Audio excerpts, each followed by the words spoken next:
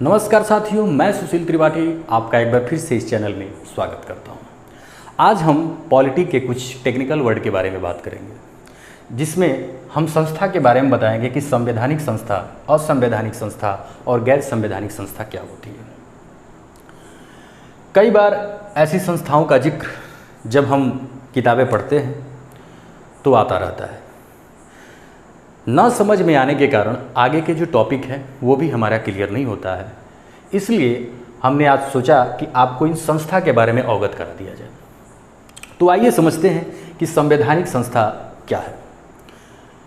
मोटे तौर पे आप ये समझें कि जिस भी संस्था का उल्लेख संविधान में किया गया है वैसी संस्था को हम संवैधानिक संस्था कहेंगे। अब ऐसी संस्था कौन कौन सी हैं? एग्जाम्पल के तौर पे अगर मैं बात करूं तो भारतीय वित्त आयोग, जिसका उल्लेख आर्टिकल 280 में किया गया है, अतः यह किस प्रकार की संस्था होगी? संवैधानिक संस्था होगी। वैसे ही भारतीय निर्वाचन आयोग, जिसका उल्लेख 324 में किया गया है, अतः यह भी एक संवैधानिक संस्था होगी। यानी कि जिस भी संस्था का उल्लेख संविधान में होगा वैसी संस्थाओं को हम संवैधानिक संस्था कहेंगे। अब आते हैं असंवैधानिक संस्था।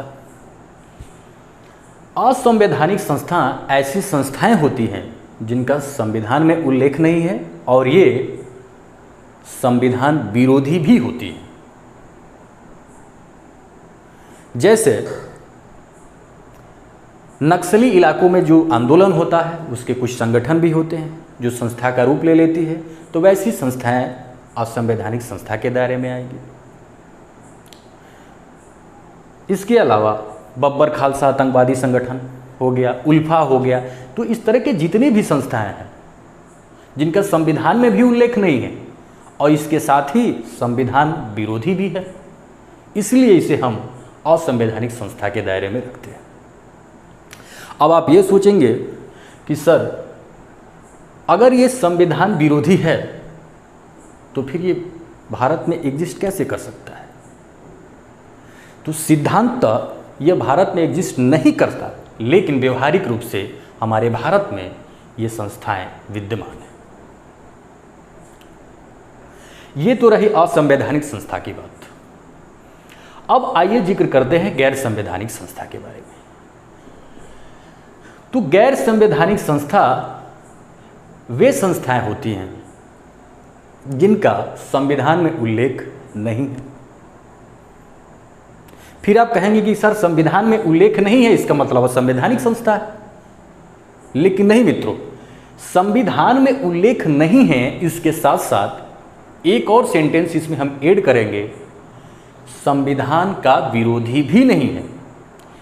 असंवैधानिक संस्था संविधान का विरोधी है, लेकिन गैर संवैधानिक संस्था संविधान का विरोधी नहीं है, जबकि संविधान के आदर्शों का पालन करता है, इसलिए उसे हम गैर संवैधानिक संस्था कहते हैं। गैर संवैधानिक संस्थाएं, जैसे आपने सुना होगा भारतीय मानवाधिकार आयोग। भारतीय मानवाधिकार आयोग एक संवैधानिक संस्था नहीं है। क्यों नहीं है? क्योंकि कोई भी आर्टिकल भारतीय मानवाधिकार से संबंधित संविधान में उल्लेखित नहीं है। वैसे ही पिछड़ा आयोग, जिसका संविधान में उल्लेख नहीं है, लेकिन संविधान विरोधी भी नहीं है। इसके अलावा अगर हम बात करें तो गैर संवैधानिक संस्था के अंतर्गत दो संस्थाएं और आती हैं।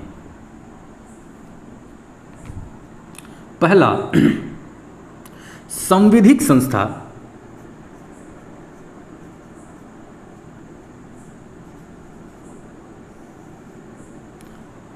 और दूसरा कार्यकारी संस्था।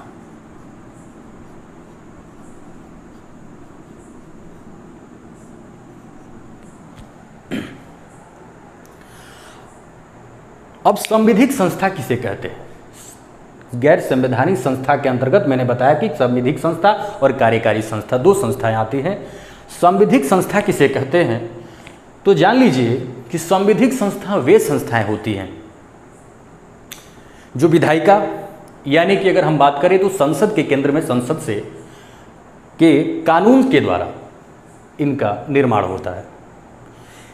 दोस्तों एक चीज़ यहाँ पे जान लेना और ज़रूरी है कि संविधान का कानून अलग होता है और संसद का कानून अलग होता है।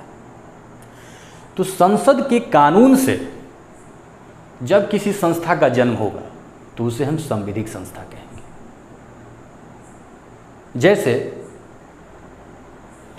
राष्ट्रीय मानवाधिकार आयोग, संविधान में कहीं उल्लेख नहीं है, किसी आर्टिकल में आपको नहीं मिलेगा, लेकिन संसद के कानून में उल्लेख है। राष्ट्रीय मानवाधिकार अधिनियम के तहत यह कानून है संसद का। राष्ट्रीय मानवाधिकार अधिनियम के तहत राष्ट्रीय मानवाधिकार आयोग का गठन किया गया है। इसलिए राष्ट्रीय मानवाधिकार आयोग कैसी संस्था होगी? संविधिक संस्था होगी।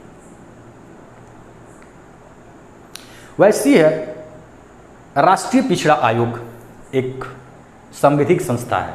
क्यों? क्योंकि राष्ट्रीय पिछड़ा आयोग का संविधान में उल्लेख नहीं है। अगर संविधान में उल्लेख नहीं है तो जाहिर सी बात है कि यह एक गैर संवैधानिक संस्था है। चूंकि यह गैर संवैधानिक संस्था है तो जाहिर सी बात है कि या तो यह संविधिक होगा या कार्यकारी होगा। तो हमने कहा कि अगर संसद के कानून से कोई संस्था बनती है तो उसे हम संविधिक संस्था कहते हैं। तो राष्ट्रीय पिछड़ा आयोग राष्ट्रीय पिछड़ा आयोग अधिनियम के तहत बना है, इसलिए यह संविधिक संस्था हो। अब आइए कार्यकारी संस्था की बात कर लेते हैं। तो कार्यकारी संस्थाएं ऐसी संस्थाएं होती हैं जो राष्ट्रपति के आदेश से बनाई जाती है। ठीक, राष्ट्रपति के आदेश का मतलब कि मंत्रिपरिषद की सलाह पे, आप सब जानते हैं कि मंत्रिपरिषद की सलाह पे राष्ट्रपति आदेश देता है कि इस कानून को बनाया जाए या राष्ट्र के हित में है तो उस कानून को बना दिया जाता है। वही कार्यकारी संस्था के रूप में जानी जाती है। जैसे नीति आयोग है, यह भी एक कार्यकारी संस्था है। क्योंकि संसद के कानून में कहीं भी नीति आयोग का जिक्र नहीं है, संविधान में कहीं भी नीति आयोग का जिक्र नहीं है, इसलिए संवैधानिक नहीं है। संविधान का विरोधी नहीं है, इसलिए असंवैधानिक भी नहीं है। क्योंकि संसद के कानून से नहीं बना है, इसलिए संविधिक भी नहीं है। तो यह कैसे बना है?